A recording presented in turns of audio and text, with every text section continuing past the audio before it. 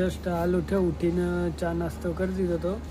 હવે બેસીશું મશીન. એટલે આજે ઘણા બધા કામ છે, કેમ કે મારે મુંબઈ પાર્સલ મોકલાવાનું છે. પછી કાલે બકરાઈદ છે, એટલે કસ્ટમરના કપડાં બી આપવાના છે. જઈએ ફટાફટ મશીને ને આપણે કામ પૂરું કરીને પછી સાંજે મળીએ શાંતિથી. કે પેટ કામ નહીં થતું, આવા ખાઈ લઈએ પછી મળીએ. જસ્ટ હાલ ખાધું છું, હવે ખાઈ એસી ચાલુ થઈ ગઈ છે. હવે સુઈ જઈશું, મળીએ કલાક પછી. 2 hours later. કે તો કપડાં રેડી થઈ ગયા છે.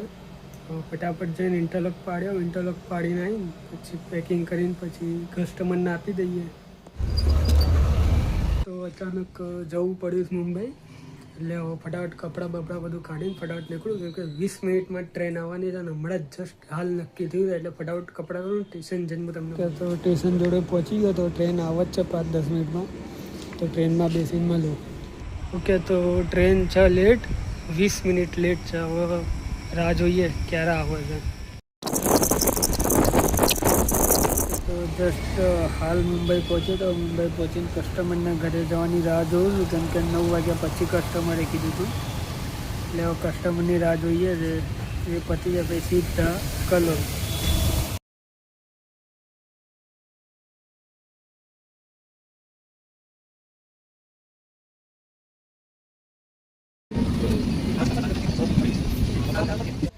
તો ફાઇનલી અત્યારે 24 કલાક પછી જનરલ ડબ્બામાં કાઢ્યા પછી કલોલ પહોંચ્યા. હવે ઘરે જઈને શાંતિથી સૂઈ જવાનું, નહીં ધોઈને ફ્રેશ થઈને કમ્પ્લીટ થઈને સૂઈ જવાનું છે. હવે તો મળીએ કાલે.